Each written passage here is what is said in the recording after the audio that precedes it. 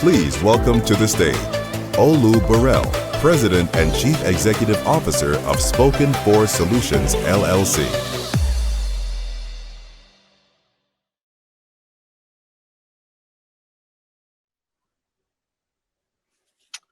All right.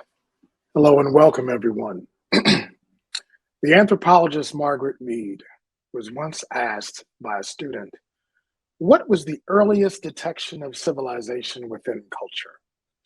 The student sat there wondering, was she going to say something about sticks or clay pots or fish hooks or something like that? But her answer surprised the young student. Her answer was she had found a broken femur bone that had been healed. And the reason why she said that was the first indication of civilization is because she said in the animal kingdom, when an animal breaks its leg, it does not survive. It can't make its way to the watering hole. It doesn't get taken care of by the other animals. It usually becomes meat for whatever is out there. But when you see a broken femur bone that had been healed, it means that the person who got broke it had received help. Not only had they received some semblance of leadership, but it was evidence of companionship as well. And as we think about what it means to both climb the ladder of corporate America or to climb the ladder of leadership, we also have to think about, are we also creating for ourselves the type of civilization within the culture that we desire? So my question to all of you, as you make your way into this room and as you spend this time with me, is what are you going to do differently after today? So keep that in mind. And we'll go ahead and get started with the PowerPoint now. Welcome to Ladders to Lattices. And I'm Olu Burrell, and I will be taking you through this. We're going to talk about Ascension essentials for leaving a lasting legacy. All right. So I know I just gave you a story, and so I just want to know, if you put in the chat, how did that resonate with you? That the earliest detection of civilization was of a bone that had been broken and then rehealed. It was an indication of how, as a culture, humans were able to join together to move forward. And the reason why I ask that question is because oftentimes we are entreated with the saying that I think, therefore I am, as the indicator of Western civilization and independent thought. But one of the things that I know about you, and even though I don't know you all personally, is that if we find ourselves nestled in the cradle of the diaspora, then we know that the African adage of because we are, therefore I am, and I am because we are, that is the indicator of what it means to have independent and collective thought. And so we're going to talk about that today. And one of the things, the quotes I want to lead with is by my birthday twin and one of my favorite artists of all time, Lorraine Hansberry. And Lorraine Hansberry once said, that which makes you exceptional, if you are at all, is that which must also make you lonely. I'll say that again.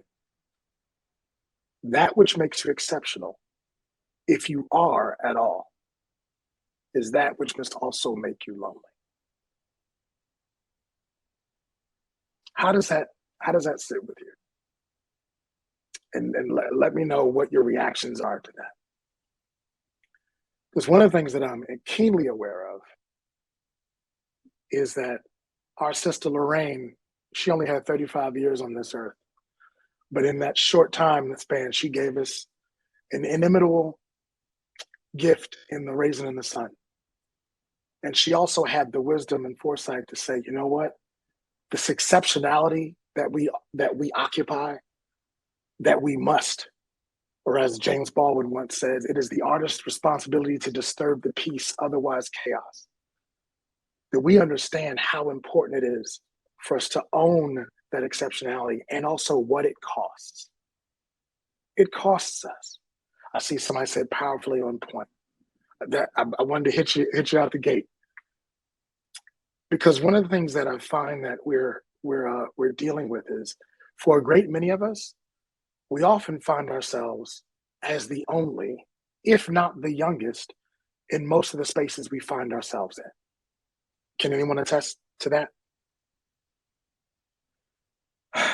Yeah, sometimes you are lonely. And this is what I want to say as well in understanding that. Now, one of the things that I wish we could have had conversations with Sister Lorraine is for her to understand that we must make us feel lonely to be exceptional. But one of the ways in which we can attend to that loneliness is by creating a tribe of our own in that exceptionality. Oftentimes we are told it's dangerous to do so. We're often given a lot of reasons as to why we shouldn't. And we'll talk about that in just a second. So here's the leadership myth. And I'm being really specific with the words that I use here. The leadership myth is that leadership ascension goes up a ladder, right? It's a ladder. We climb the corporate ladder. We hear it all the time. It's told to us over and over again. We were told to it when we were in school. We were told to it once we get into our jobs. And what we're told is that and what we know to be true is on a ladder, only one person can go up at a time. And so what that does is that leads us to believe that our journey is a solitary one. But one of the things I want to encourage you all to believe differently moving forward is that it doesn't just have to be this way. Because if we see it as one person equals competition, and I'm gonna show my age here. I remember growing up watching Highlander. Anybody ever watch Highlander? Just me, cool, just whatever. In Highlander, one of the sayings they said at the end of the show, well, when they found each other, is there can be only one, and somebody had to get beheaded. Only one could survive. And we have been told that this is how we do. This is how we're supposed to. Which is why sometimes when you find yourself at that conference and you see one or just a few other people, not this one, not ELC, shout out to ELC, the MLMS, but sometimes we go to those conferences where we find ourselves as being one of the few. And when we find ourselves, we make our way together, that people start to give us a look like, why are they together? Why are the Black people talking to each other? Like white people don't do the exact same things, right? Because they're saying, oh, they must be conspiring. And it's like, or they might be inspiring each other or uplifting each other, right? The reason why I call this a myth is because myths have never been proven to be true. They're not even loosely based on reality. They are literally created. And what I know to be true is that our reality is comprised of the stories that we make up about the world around us. And the stories that we make up about the world around us include the stories that we tell ourselves, which means our identity is nestled in the story of the reality that we live in. So whenever you find yourself saying, I can't do this or I can't do that, that is a statement of a story that you've already told yourself. And so the story that we've been told, the leadership myth, is that it's got to be lonely. You got to make that climb, right? We've been told that the whole time. We have to. But what if I were to tell you there was another way? What if I were to tell you that this isn't about an either or situation? It's a both and. It's a false choice that we've been given. See, the thing about it is, there's nothing inherently wrong with climbing the ladder. And there's nothing inherently wrong with a lattice. But what we've been told is that we have to do one and forsake the other, but that's not true. It's a polarity, not a problem. And what a polarity is two things that are inextricably tied to one another, that you need one and you need the other.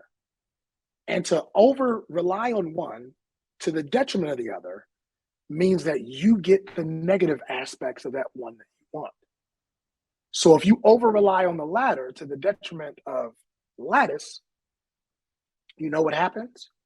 People see you as a lone wolf. They see you as a person who's not willing to reach back and pull forward. They see you as a person who is only out for self. And similarly, if you over rely on the lattice to the detriment of the ladder, then you'll never get ahead yourself. Now, I'm a huge believer in the both and. I rarely say the word but, except when I'm explaining things. Because I think for a long time, we've been told that we have to choose. And so the leadership legend, and look at, I'm using the word legend as opposed to myth. And I'm using the word legend because a legend is based on reality. And when we look at that as a lattice, and sometimes use the word trellis, leadership ascension is about that. You know what a lattice does? A lattice allows things to grow at the same time, mostly vines. But here's what I know to be true. If you commit in your leadership to creating an environment where you are able to make way for yourself while also making way for others, notice the both and, you will find success beyond your wildest dreams. And not just in your lifetime, but in the lifetime and the lives and livelihoods of those people who look to you for leadership, right? And with the lattice, multiple people can ascend simultaneously. Here's something, and if y'all just allow me to nerd out for like 37 seconds, just let me do this real quick. There's a theory of thought called heliotropism. Heliotropism is one of the founding theories of what we know is something called appreciative inquiry. And heliotropism comes from helio, the word sun, and trope, which means toward, which essentially means all living things are drawn towards that which gives life. All right? Heliotropism is all living things are drawn towards that which gives life, which is why when we talk about civilizations in the beginning, cities spring up around water, around waterways, right? Because it's life-giving. For those of you who have a faith tradition, whatever that faith tradition might be, you find yourself attending those religious services over and over again because you are drawn towards that which gives life. Think about what it would look like for you in the spaces that you occupy, all the spaces you occupy, personal and professional. If you were creating an environment where people were drawn to you, both for what you are achieving in your own life and also for what you are causing to be achieved in the lives of others. One of the things I said to one of the people who's helping me out today, and please give a shout out to Jeremy and Bryce who are helping me with the technology today. Just give them some kudos in the chat. One of the things I said to him when he told me how many people were in the breakout room, I was like, whoa, okay. And what I said was I caught myself doing a choosing, because part of the choice that I set up for myself was, do I walk in here and do I prove myself? Or do I walk in here with an intent to improve conditions for you? I think that's a false choice. I think there's a little bit of agency in me doing both. And that's all I want you all to get here, right? Because when you walk up this lattice, this trellis, cooperation and collaboration is the focus, not competition. When it's a trellis, it's a focus. And you know what it is? It is lovely at the top as opposed to lonely at the top, right? So I wanted to, and I kind of have stayed on this, but I'm going to read this quote for you all. It says, good leaders have vision, inspire others to help them turn vision into reality, right? Great leaders create more leaders, not followers. Great leaders have vision, share vision, and inspire others to create their own. Do you know what gets in the way of us being great leaders? Is sometimes we feel like we'll lose part of our shine if we highlight others. But I'm here to tell you, don't believe that myth. You can do both. Will it be more difficult than just going it alone? Absolutely. But that's not the right question to ask. The right question is it worth it? One of the things I love about the ELC is it really brings together members, and the members create more members by bringing them into the fold. It doesn't diminish their capacity to be leaders in their own right. It's doing the both and, right? So here's what I want you all to do. Here's an activity, and I want you to share in the chat. So I want you to take a minute to think about the greatest leader you have ever worked for. And here's the thing, it doesn't have to just be work for, just ever know, because it doesn't have to be strictly professional. Share the top characteristics they possess that help them make such an impression on you. And I'm gonna give you a couple of seconds, drop it in the chat, And thank you so much for keeping me abreast of all that's happening in the chat, Jeremy. And I'll wait to see some of the examples of what people said about those top characteristics. Right? Right. Yes. There is ROI in being thoughtful and kind. Let me tell you something about that. And this is something y'all gonna get to know about me. I got a quote or a data point for everything, right? Just go with it. And people can tell you who know me. So one of the things I would say, there's a ROI in being thoughtful and kind. You're absolutely right. On October 26, 2021, and don't get freaked out, I know dates.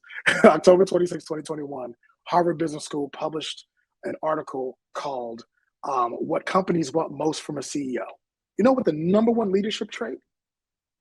They looked at over 5,000 case studies to see what is the number one leadership trait that companies across the globe want in a CEO. The number one leadership trait was a good listener. A good listener. Number one. See, sometimes we fail to realize that we are humans. We are feeling beings who have learned to think with logic and reason. We're not logical that have learned how to feel. We feel first. I see people coming in, compassion, empathy, knowledgeably, motivating, forward-thinking, supportive, honest. Right? You hear all that? All that is stuff that makes you feel affirmed, right? Makes you feel secure, provides the psychological safety that you need, right? And here's another example of navigating that polarity. Taught me to teach what I know. That's a gift. It's a gift. One of the titles I've adopted is knowledge philanthropist. And I got that from the number one right now, the number one rated coach in the world, Marshall Goldsmith. Talks about giving knowledge away. And I love that. When you teach people what you know, you create lasting legacies. Thank you for that. So we're going to keep it moving. And here, Anthony Chloe Walford, also known as Toni Morrison, my favorite author of all time. And I'm a former English teacher, so you're going to get all, you're going to get all this love with the literature. This quote resonates so much with me. And I hope it does the same with you. What she says is, as you enter positions of trust and power, dream a little before you think. Think about that, or dream about that, right? Think about what it means to dream a little before you think. We know you can think. That's how you got here. We know you're competent. We know you're excellent. We even know that you're a genius. But do you know what it means to dream before you think? Ursula K. Le Guin has a quote that says, "The creative adult is the child who survived." Say it again. The creative adult is the child who survived. Somewhere along the lines, we had dreams. And we forsook some of those dreams because it didn't make sense. But it wasn't supposed to make sense. It's a dream. Yes. Right? So as you enter positions of trust and power, dream a little before you think. What does that mean? That means imagine a world where people don't give you looks when you are hanging out with the only other Black person in the space. Or guess what? Even if they do, so what? We are about how do we create more? And I admire the courage it takes to say, you know what? If we really about this life, if you all are really going to put me on every DE&I committee that you can think of, then y'all going to have to deal with the fact that as I move into positions of power, one of my commitments is making sure I can shepherd and guide someone who might share an affinity with me and bring them up and teach them what I know and help them let loose the shackles that have grasped their minds. Right? Because that's what it's going to cost us. That's what we're going to have to do. Right? So how do we put this into practice? Right? So there are 3 steps to collective change. So in his book, Change or Die, came out in 2007, Alan Deutschman, who's a writer for Fast Company, he says that most consider that change stems from the 3 F's. He says, look, if you give people facts, fear, or force, people believe that that's how you change. Give people facts, they'll change. Scare people, they'll change. Force them, they'll change.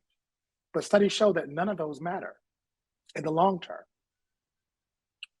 And if you don't believe me, why don't y'all tell me the last time you argued with somebody on the internet, how that went for you when you gave them some facts? Go ahead, I'll wait. Tell me how that went for you when you were trying to change somebody by giving them some facts. Or look, it don't have to be on the internet. Some of your friends, some of your family members, right? So facts, fear, and force. And people think that if I give them enough facts, they'll change. If I give them enough fear, they'll change. But if I force them to, they'll change. But I don't think that's true at all. And neither does Alan Deutschman. What he says instead is that we have to have effective change comes from the 3 R's. And the first R is to relate. Do you know what that means? To relate means to find your tribe. Do you have an advisory council? A personal board of directors? You can call them different things. I'm talking about people who you know, like, and trust, and who also know, like, and trust you, who care enough about you to give you that tough love. And that tough love is deep empathy and high standards. That's the both and. Deep empathy, high standards. When you relate, you are gathering together people who are committed to seeing you win. And guess what? You might have to be the leader that creates that environment for yourself and for the people that you want to support and see win. Right? So that which means to relate. The second R is to repeat. So you can't just have that conversation once. You can't just have that meetup once. You can't just do it once, but you have to constantly return to that well, return to that oasis, return to that heliotropism, right? Return to that which gives you life and is life affirming, because you know what's going to happen. I can guarantee you your momentum will fade. You're excited today. You're going to be excited tomorrow when you continue with ELC's MLMS 2022. And for those of you who I'm going to see in person this Wednesday and Thursday, you're going to be excited then too. But do you know what I know? There's something called the forgetting curve. The forgetting curve states that we forget up to 70% of what we learn in engagements like this within the first 6 days. We might still have the mouse pads. Some of y'all still got the mouse pads from a conference you went to 4 years ago. I definitely know y'all got the tote bags. You got all your magazines in the tote bags, and you got the stress balls. You still got that with the branding on it, and you'll remember not one thing you learned. Not one, right? You tell me if I'm lying. I went there. Yeah, I went there. You went, and you don't remember nothing. You know how you battle against the forgetting curve? First of all, one way is through critical mass. Critical mass is 5 to 25% of any population. So if you are attending this MLMS with people at your company for whom you have a connection, you all can keep each other accountable so you can move forward. You can, right? You gotta do it. You gotta create the kind of culture where these type of things are allowed to take root. Not just, oh, that was a nice to have. That first week of October, woo, that was great, y'all. Wish we were back there. You got to commit to doing it, right? Last thing is to reframe. Because here's the thing, and we got all these things, and I love it when we work with these. I love pushing back. I absolutely adore pushing back against commonly held wisdom. Commonly held wisdom, which are sayings and heuristics that we have been taught, and we've also been taught not to question, right? How many people are familiar with I'll give you an example. How many people are familiar with the quote, jack of all trades, master of none, right? Just let me know in the chat if y'all have heard of jack of all trades, master of none, right? Because I told y'all in the beginning, in my bio, it tells you I'm a multi-potentialite. I'm a polymath. I know a lot about a lot. And I've been told my whole life by that quote, that you got to choose one thing or you'll perish because you're not focused. You don't know what you need to do, right? Does anybody know the end or the rest of that quote? Because what we haven't been, what we've been taught is only part of it. The whole quote says, "Jack of all trades, master of none, but is oftentimes better than a master of one." I'll say it again. And you can look it up on the Googles if you don't believe me. Jack of all trades, master of none, but is oftentimes better than a master of one. It was meant as a compliment.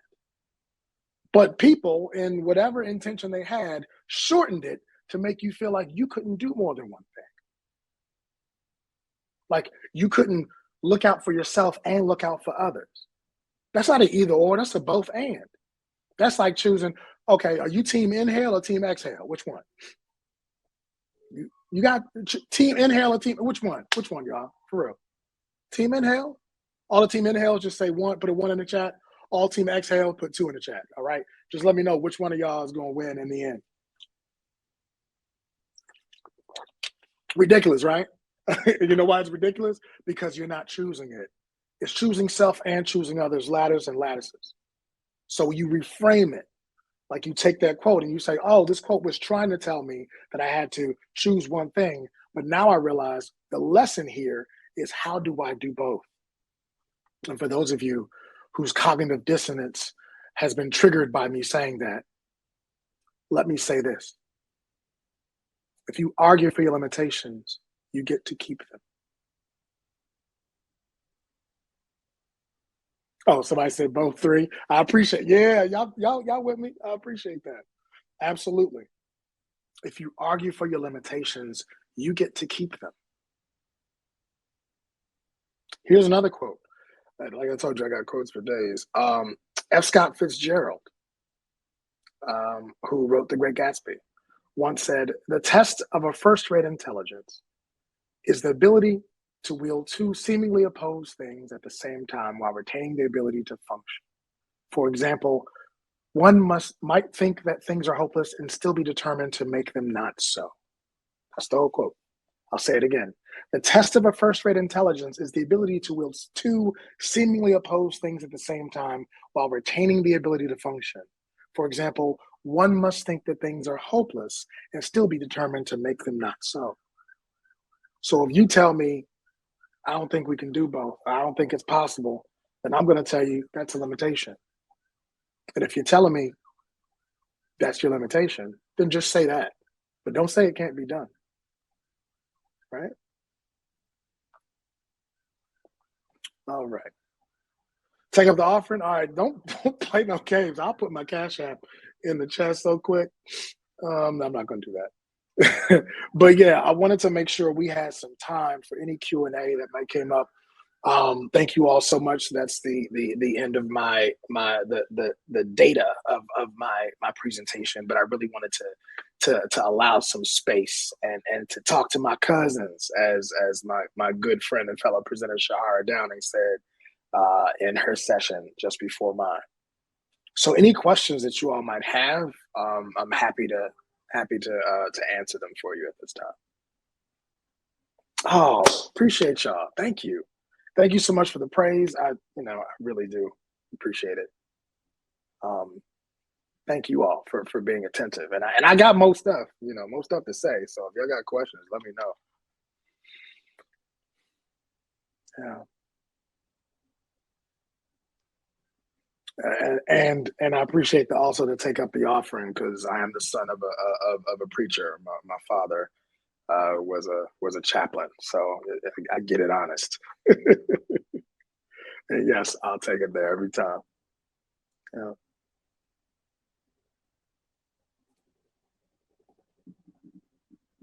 How to build legacy as a mid-level manager? Amazing. Thank you for that question. And so here's the thing. One of the things that we have to understand is this. There's a book called "It's the Manager," which was written by Jim Clifton, who is the CEO and president of the Gallup Clifton. So they do Strength Finder. And what they find, and I'll definitely do the second one. Thank you for that. They found that about 70% of how much an employee feels engaged in the workplace is due to their relationship with their direct supervisor, right? So when you say how to build legacy as a mid-level manager, I'll say this. You build legacy every day based upon the way in which you treat those persons who report to you, right? If you show up in excellence and you encourage the excellence in others, it doesn't matter where you sit within the organization, right? And so you leave that legacy by doing that. And also, one of the things that you also have to get beyond is any limiting belief that keeps you from feeling like that you can make a difference from that place. Because I can tell you that you can. Everyone can. There's a concept called influence without authority. Now, I'm not gonna pretend that as a mid-level manager you don't have any authority, because you do. But what I will say is that you also have influence. The way in which you show up and how you share and market yourself and how you treat your people, that's one of the most important things you can do. There's an article called What Followers Want from Leaders that was published originally in 2009 by the Gallup organization, the same organization that spawned the It's the Manager book by Jim Clifton. And they said that the 4 things that followers wanted from leaders are trust, compassion, stability, and hope. I'll say that again: trust, compassion, stability, and hope. And if you have trust, compassion, and stability without hope, it doesn't matter. As a mid-level manager, you are empowered to give your people all of those things, because folks will sooner leave a bad team in a good culture before they leave a good team in a bad culture. You don't believe me? Ask the people. Bet you they say the same thing. They would rather stay on a team that's healthy in a culture that's unhealthy than staying on an unhealthy team in a healthy culture, because you are empowered at your level to make a difference for the people around you. And you are empowered also to recruit sponsors and executive advocates who will put their personal and professional brand on the line to ensure that you get first choice in the things that are meant for you as you move forward. Right? And so continue doing great things, as I know you are, and I think you'll be fine. Can I elaborate more on reframe? Thank you for that question. So when we're talking about reframing, it's about looking at things from a different vantage point. I'll give you an example. One of the frameworks that I created is called PRISM Reform, and that's PRISM. Yes, that's the English, the former English teacher, former English majors coming out of me. I love words and language. Language gives us so much power to define and to defy our reality. So for me, I made PRISM into an acronym. And PRISM stands for the persistent repetition of intentional story making. Okay. The persistent repetition of intentional story making. So when you're talking about reframing, it's about looking at one thing from a different vantage point. Right. I'll give you an example. This has been a really crazy year. Beginning, if we start from October of last year until now, it's been a really crazy year for me. And I remember I was having a really tough, probably one of the toughest weeks of my life was in December of last year. I won't get into the details, but I will say this. One of the things that kind of dropped in my spirit was I asked myself a question: what if what's happening to me is actually happening for me? Right? And I asked myself that question: what if what's happening to me is happening for me? I was able to be curious and open long enough to say, how do I reframe all this hardship that I'm dealing with to say, this is what's going to prepare me for what's next, right? And how do I move away from resilience into prosilience? I know some of you never heard of that before. Resilience is bouncing back to where you were before, but prosilience is bouncing back to better than you were before. That's a reframe. That's you know what? It's hard. It's hard. You're right. We got hard days every day, y'all. But you know what I can say? Even though I haven't met none of y'all, or most of y'all, I might know a couple of y'all, right? I can tell you this for certain. You have a 100% success rate in surviving hard days. You have never not survived a hard day in your life, right? So what might it look like for you to reframe that obstacle as something that might be trying to see how bad you want what it is that you say you want? Reframe. And here's a book for that. The Obstacle is the Way by Ryan Holiday. Hopefully that's helpful. What are some ways you have found most effective to turn a ladder culture into a lattice culture? Here's what I would say. I would say, again, I'm a proponent in the both. I'm a proponent of not telling people that they have to get rid of ladder culture, but that they should add lattice culture as a polarity on the side of it. And the reason why is because it can be frightening for people to give up what they've been consistently rewarded for doing ad nauseum, right? So instead, you have to create a space where it exists alongside. Right. And one of the things low key that you can do as a result of that is you can create a more inclusive culture because now you're including a diversity of thought around it. So when it comes to creating a lattice culture, it's about saying, how do we promote ourselves and promote our teams or promote others? Right. And oftentimes, and I believe in treating the interrogative as the imperative. Right. Questions are sometimes more powerful than the answers. And so the question that I love to ask as a question stem, and this is my executive coaching hat coming out, is what needs to be true in order for this to happen? So ask yourself, what needs to be true in order for you to create a lattice culture alongside a ladder culture? Because what you're asking people is not to give up or kill their darlings, but to allow space for additional ways and schools of thought alongside. That moves people from their comfort zone into their stretch or what's called learning zone. And here's the thing about your stretch or learning zone. I'm just going to say it. In your stretch or learning zone, you experience what's called constructive discomfort. It's the kind of discomfort that is there to teach you something. It won't feel good, but it's necessary for you to get to the next level. Okay. Oh, lots of questions till I get a hold of you. There you go. Thank you. Sorry. Yeah, talk more about deep empathy and high standards. Here's my information. Here's how you can get a hold of me. Just hold your phone up to the screen. Hopefully that's helpful. As we have a few more minutes left. But yes, please connect with me. This will drop my contact information right in there. You can find me on LinkedIn. I'm there.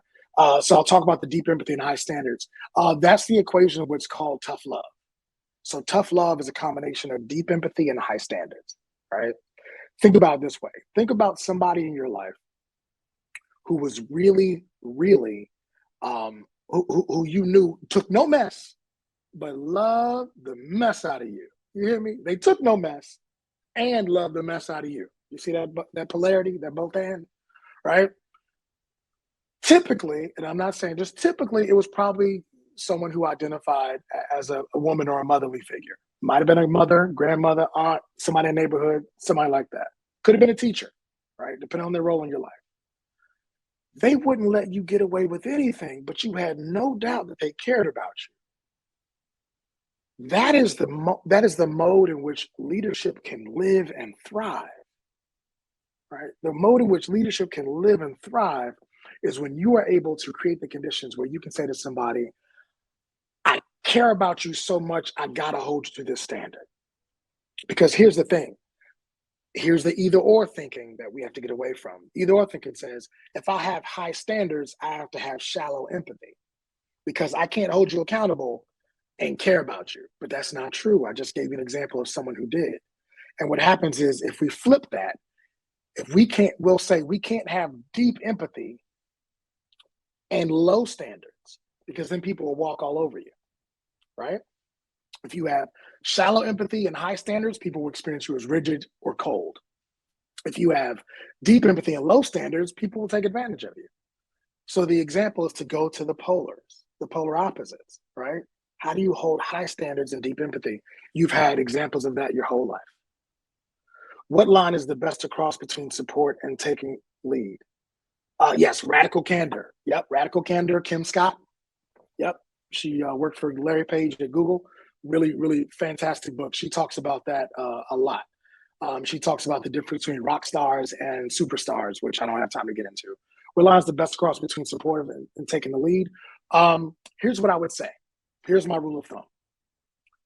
When you find yourself at a crossroad, always take the path that requires courage. Because one of those paths requires that you do nothing, but just stay the course. The other one will always require you to be courageous. If you want to see yourself move to the next level and create and build more ladders and more lattices, take the path that requires courage.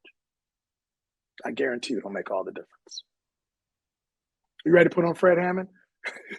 That's funny.